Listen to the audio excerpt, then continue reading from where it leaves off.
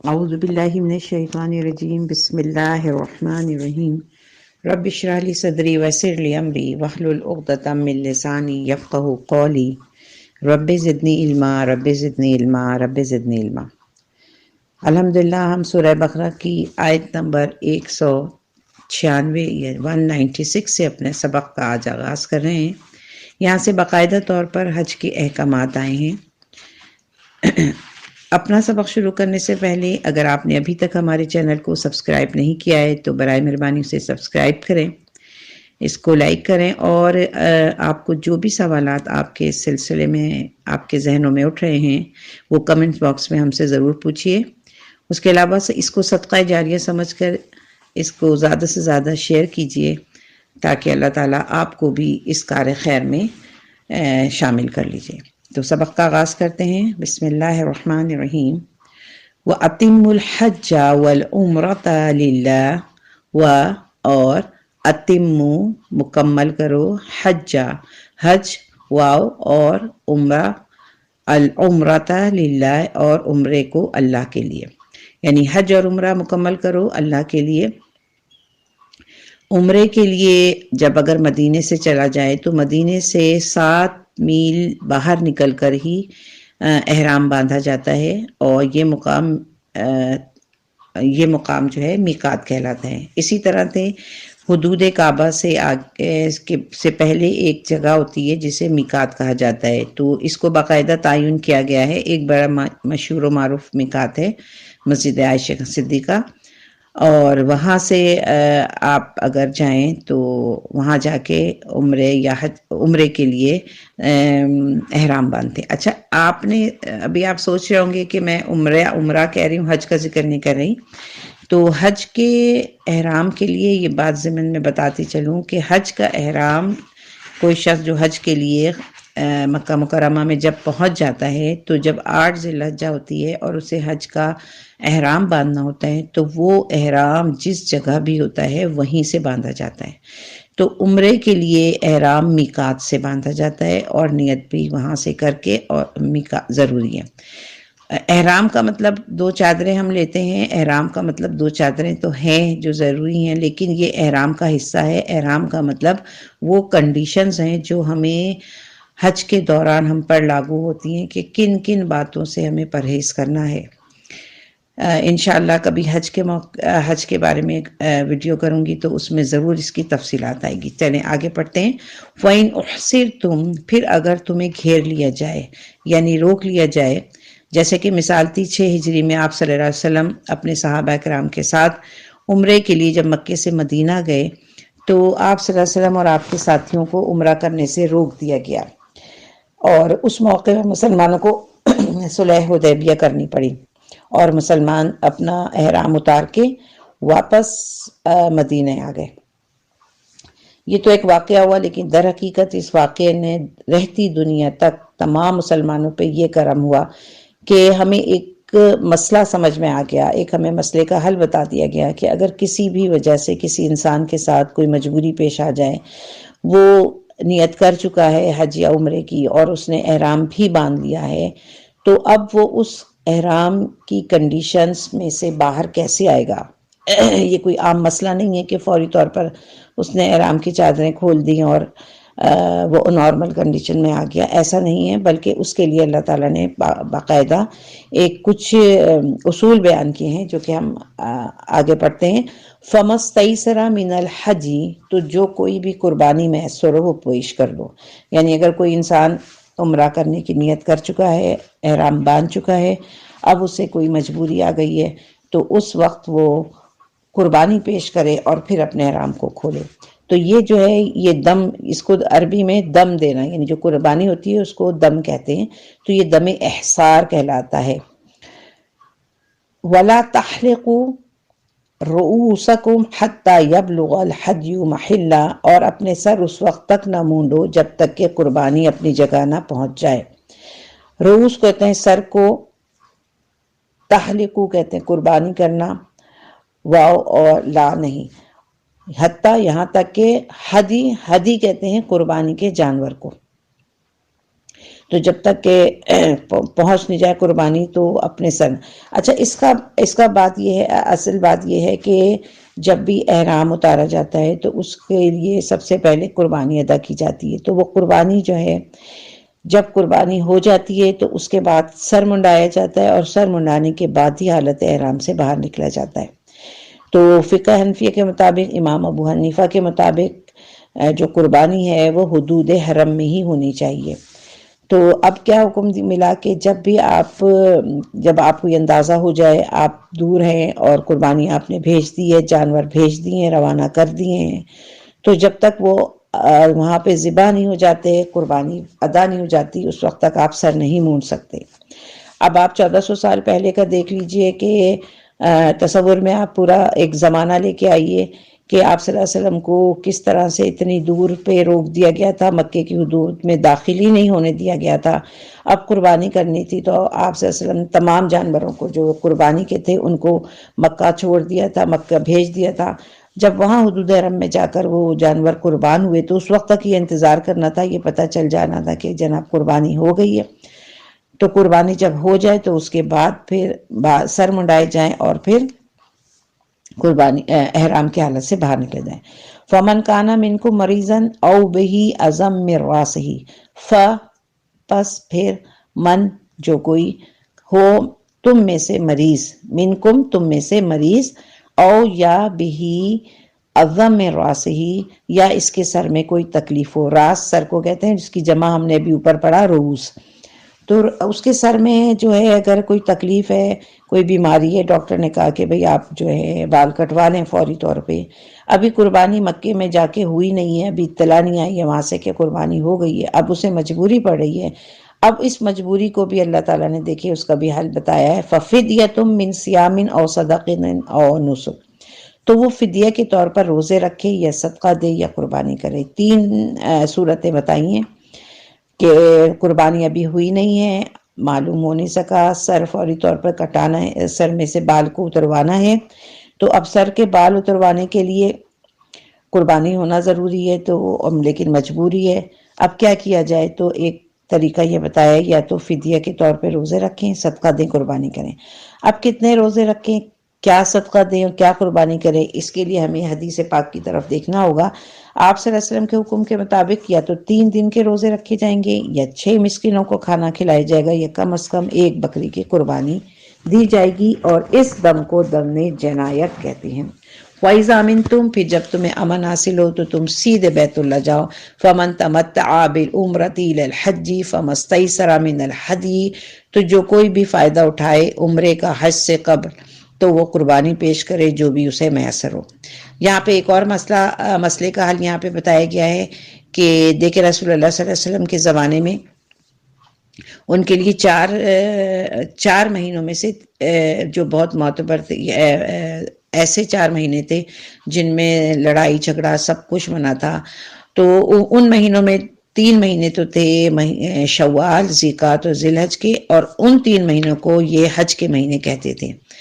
اور چوتھا ایک مہینہ تھا رجب کا، جس کے لیے وہ عمرے کے لیے انہوں نے مخصوص کیا تھا. ان کا یہ رواج تھا کہ حج اور عمرہ دونوں ایک سفر میں نہیں کر سکتے. یعنی وہ لوگ جو مکے کی حدود سے باہر رہتے ہیں اور وہ دور دراز علاقوں سے آ کے حج یا عمرہ کرنا چاہیں تو وہ ایک سفر میں نہیں کریں گے، بلکہ رجب کے مہینے میں وہ عمرہ کرنے آیا کریں گے.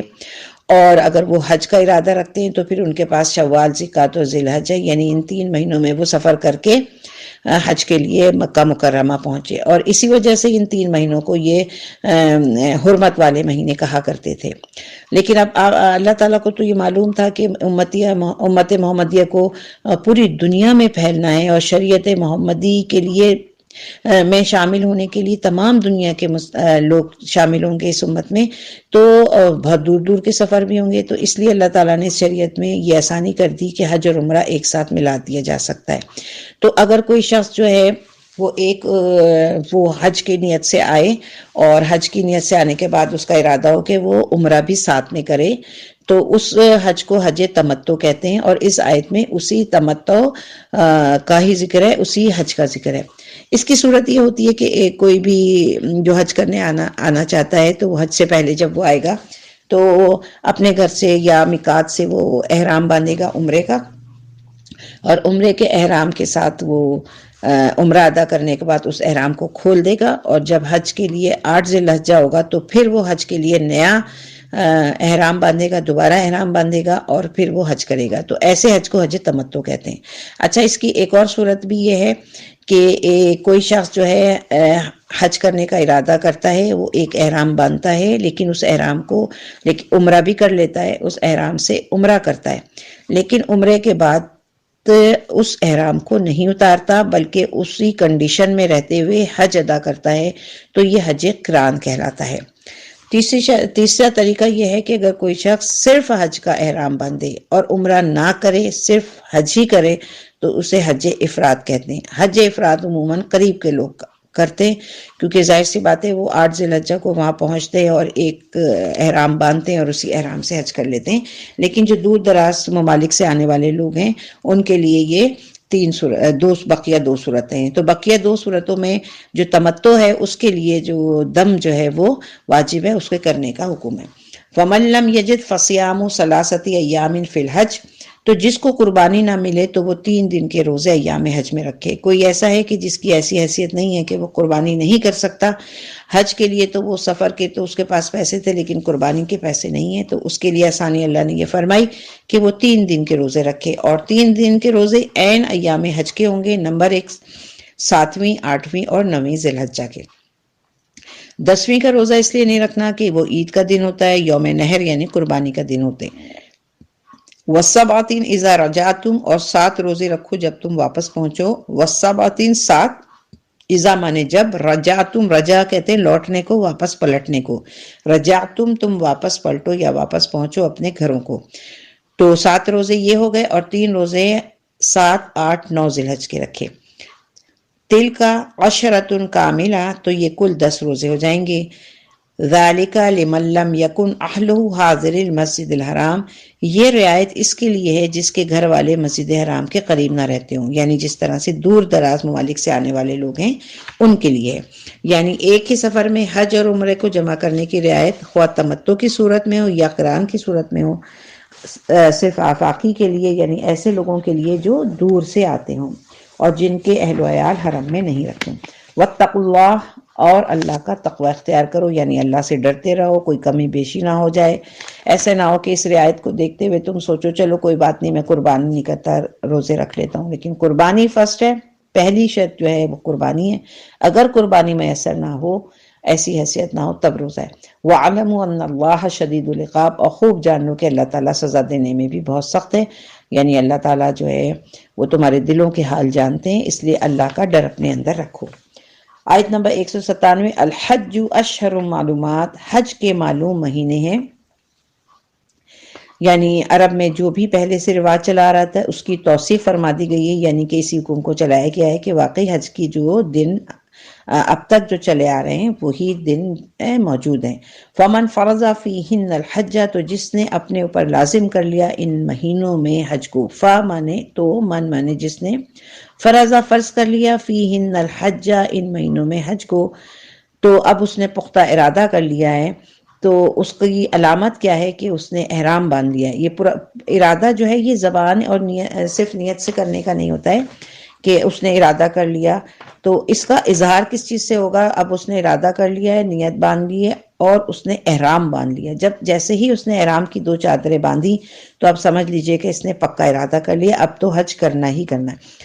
فلا رفث ولا فسوق ولا جدال فی الحج، فلا تو بالکل نہیں، یعنی خبردار ہو جاؤ، رفث ولا فسوق ولا جدال فی الحج، تو اس دوران حج میں نہ تو شہوت کی کوئی بات ہوگی، کوئی قسم کی شہوت کی، جنسی شہوت کی، اور نہ فسق اور فجور ہوگا، فسوق ولا جدالہ، اور نہ ہی لڑائی جھگڑے ہوں گے۔ جدال کہتے ہیں لڑائی جھگڑے کو۔ اب آپ نے جب احرام باندھ لیا ہے، نیت کر لی ہے، تو اب لوگوں کو بالکل سختی سے روکا گیا 3 مین باتوں کی طرف۔ نمبر 1 شہوت کی طرف، یعنی احرام کی حالت میں بالکل عورت کے قریب نہیں جانا، شہوت نہیں کرنی۔ نمبر 2 کسی قسم کی لڑائی جھگڑا، گالی گلوچ نہیں کرنی ہے، کسی قسم کا یہ کہ امن و امان خراب ہو جائے۔ تو اس باتوں سے اللہ تعالیٰ نے اس لیے روکا ہے کہ اس قدر دور دراز سے لوگ وہاں پہ جمع ہونے تھے اور اتنے مختلف مزاج کے لوگ جمع ہونے تھے. آپ جانتے ہیں جب بہت سے الگ الگ قسم کے لوگ جمع ہو جائیں تو کیا ہوتا ہے کہ کسی نہ کسی بات پہ تو ان میں اختلاف ہو ہی جاتا ہے. تو اللہ تعالیٰ کو معلوم تھا کہ آئندہ دنیا تک، رہتی دنیا تک جب یہ حج ہوگا تو وہ کس قدر وسیع ہو جائے گا. جیسے کہ کووڈ سے پہلے آپ نے دیکھا 40 لاکھ تک کے افراد نے ایک ہی وقت میں حج کیا. تو اتنے بڑے مجمع کو، اتنے سارے لوگوں کو، اتنے مختلف ذہن کے لوگوں کو اس لڑائی جھگڑے سے بچانے کے لیے یہ آیت جو ہے بہت اہم کردار ادا کرتی ہے. دیکھیں آج کے دور میں اگر ذرا سا بھی کوئی ایسی بات ہو جائے، کوئی ذرا سا مجمع جمع ہو کے کوئی تقریب یا جلسہ جلوس ہوتا ہے تو اس میں کس قدر لڑائی جھگڑا ہونے لگتا ہے. وَمَا تَفْعَلُوا مِنْ خَيْرٍ يَعْلَمْهُ اللَّهُ، اور نیکی کے جو کام بھی تم کرو گے اللہ اس کو جانتا ہے. یعنی حج کے دنوں میں تم نوافل پڑھو یا اضافی طور پہ جو تم طواف کرو وہ کر لو یا نیکیاں کر لو، تو یہ سب جو ہے کسی کو بتانے کی ضرورت نہیں، اللہ تعالیٰ اس کا تمہیں خود اجر دے گا. وَتَزَوَّدُوا فَإِنَّ خَيْرَ الزَّادِ التَّقْوَىٰ، اور زاد راہ ساتھ لے لیا کرو، یقیناً بہترین زاد راہ تقویٰ ہے. تو یہاں اللہ تعالیٰ نے کیا حکم دیا کہ اپنے ساتھ زاد راہ راستے میں استعمال، زاد راہ کہتے ہیں استعمال ہونے کے لیے جو بھی راستے میں جو ضروریات ہوں وہ اپنے ساتھ رکھو.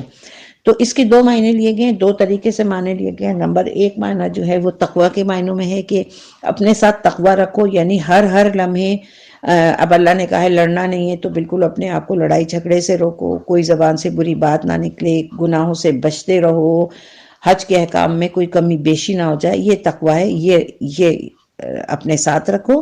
اور اس کے علاوہ دوسرے معنی یہ لیے گئے کہ کچھ جمع پونجی بھی اپنے ساتھ رکھو تاکہ وہاں جو اخراجات ہوں گے کچھ پیسہ اپنے پاس ہونا چاہیے. ایسا نہ ہو کہ بس سارا پیسہ خرچ، ہاتھ میں کچھ نہیں ہے، اب وہاں جا کے لوگوں سے مانگنا پڑے. تو ایسا نہ کرنا کہ وہاں اللہ کے گھر میں جا کر اور پھر بندوں سے مانگنا. دیکھیں کچھ عجیب سی بات نہیں لگتی کہ اللہ کے گھر جاؤ پھر بندوں سے مانگو. اس کے لیے اللہ تعالیٰ نے کہا کہ آپ جو ہے اپنے ساتھ جو ہے زاد راہ رکھیں.